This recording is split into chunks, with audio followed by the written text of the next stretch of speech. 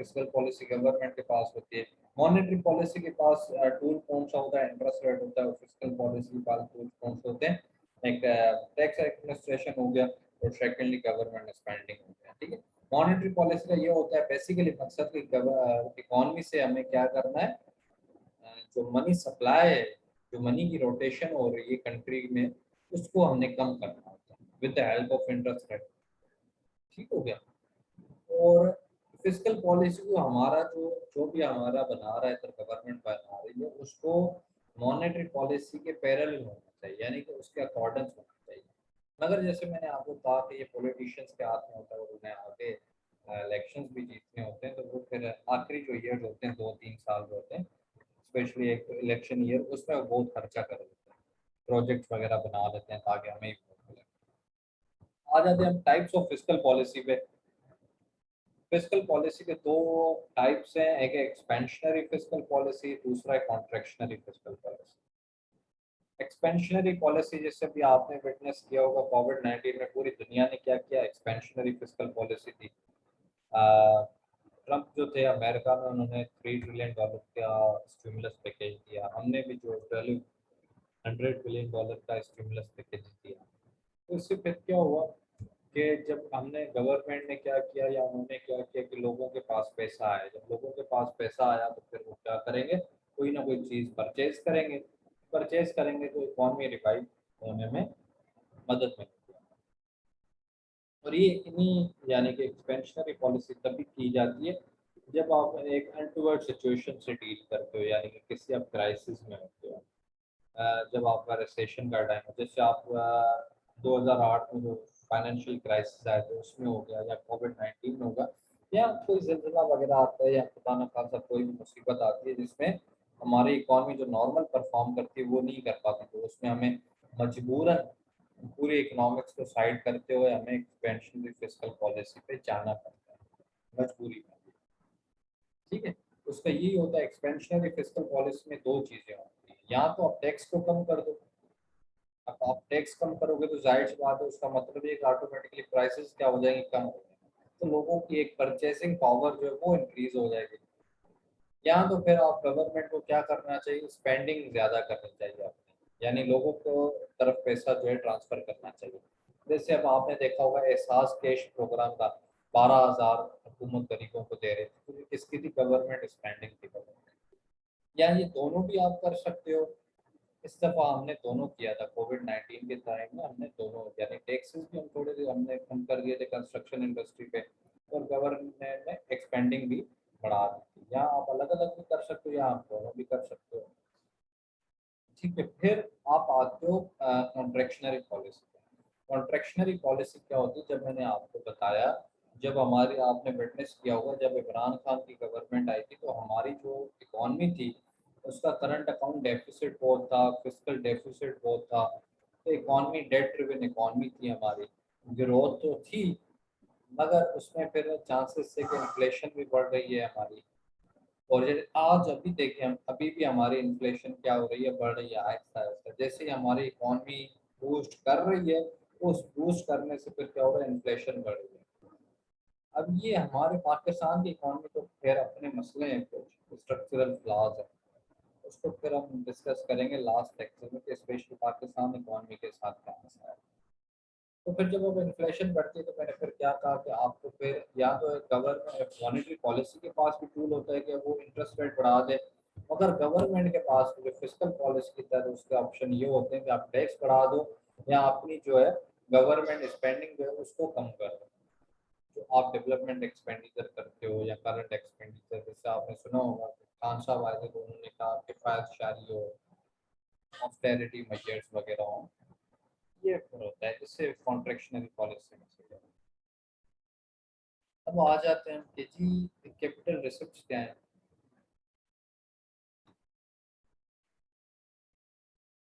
Capital receipts, अब ये मैं किसकी बात कर रहा हूँ, गवर्नमेंट की बात कर रहा हूँ। ठीक है, अब गवर्नमेंट का जो है,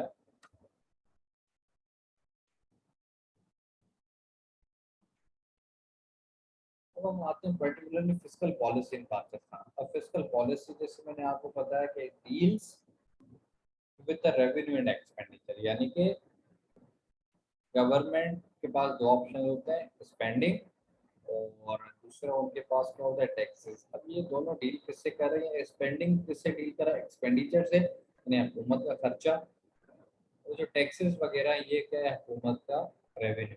तो हमारा पाकिस्तान में जो है उसको हम पर्टिकुलरली डिस्कस करेंगे कि हमारा सबसे ज़्यादा रेवेन्यू किधर से आ रहा है, क्या क्या किन किन चीज़ों से हमारा रेवेन्यू आ रहा है। तो पहले हम रेवेन्यू को डिस्कस करते हैं, रेवेन्यू रिसोर्स को। पाकिस्तान में जो रेवेन्यू है वो डायरेक्टली हम बेसिकली जो मेजर चंक है ऑफ रेवेन्यू 65 to 70% वो आता है net of provincial share. Net of provincial shares क्या होता है बेसिकली, ये हुकूमत टैक्स लेती है, सेल्स टैक्स हो गई। अब ये सेल्स टैक्स किसके पास होती है, ये होती है गवर्नमेंट अपना प्रोविंसेस गवर्नमेंट के पास, ये इस चीज़ को भी ना। ये पाकिस्तान में इनको operate federal board of revenue कर रही है, मगर ये कलेक्ट होती है with the help of provinces, ठीक है।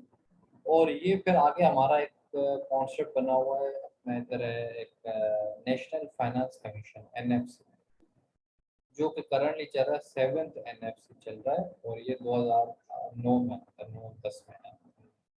उसके तहत शेयरिंग है, एनएफसी बेसिकली क्या है, it is the sharing of revenue between the federal and provincial government. ये आपको बताना चाहिए। 58% तकरीबन जो है, जो ओवरऑल रेवेन्यू होगा उसका शेयर किधर चला जाएगा, प्रोविंसेस के पास। बकाया जो है तकरीबन 42% वो किसके पास आएगा, फेडरल गवर्नमेंट के पास।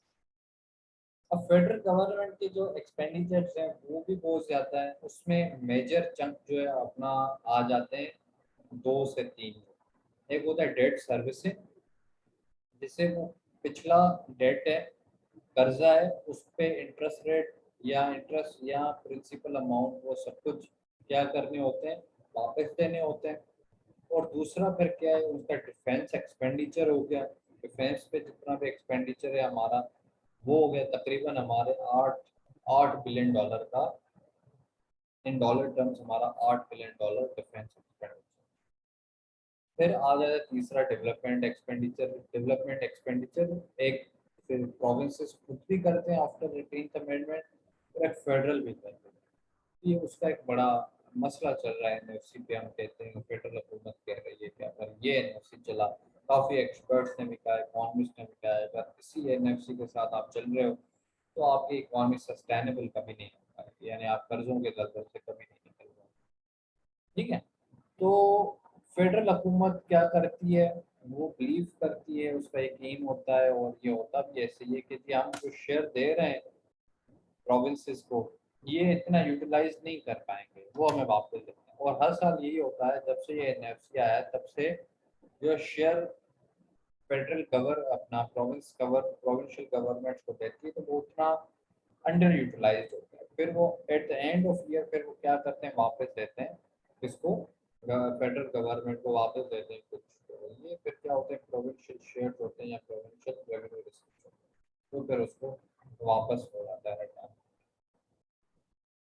रिटायर हो जाता है, ठीक है जी। अच्छा, इस पे फिर दो होते हैं कि ये हमारे जो पाकिस्तान में रेवेन्यू जनरेट करने के मेनली 3 तरीके हैं।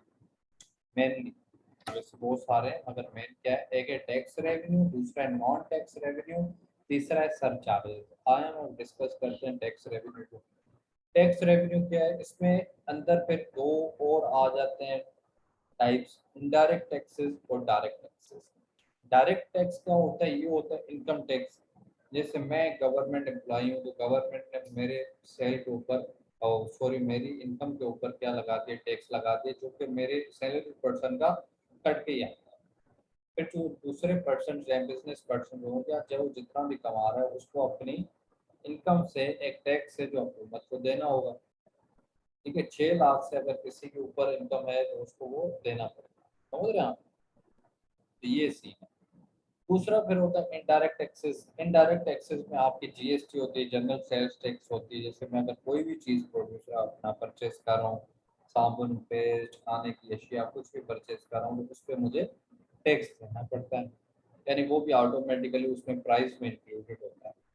फिर एक्साइज ड्यूटी होती है, सॉरी एक्साइज टैक्स होता है, एक्साइज ड्यूटी लगा देंगे, वो नॉन टैक्स करते हैं। ठीक है, तो ये टैक्सेस हैं, ये जनरल। ये फिर क्या होती है, इनडायरेक्ट और डायरेक्ट। हमारा जो पाकिस्तान इस टाइम जो मेजर रिलाय कर रहा है वो कर रहा है इनडायरेक्ट टैक्सेस पे। इनडायरेक्ट टैक्स में सबसे बड़ा शेयर कैसा है, सेल्स टैक्स है। ये एक इकॉनमी के लिए अच्छी बात भी नहीं है कि हमारा 60% तकरीबन हम रिलाय कर रहे हैं किस पे, इनडायरेक्ट टैक्स, या 60 या मोर देन 60।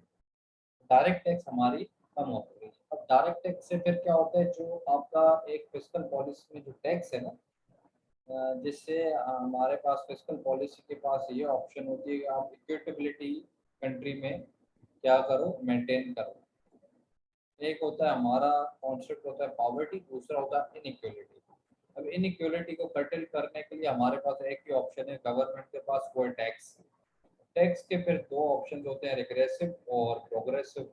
तो गवर्नमेंट की कोशिश क्या होती है, प्रोग्रेसिव टैक्स का लगाए, यानी कि जो जितना कमा रहा है उसको उतना टैक्स देना चाहिए।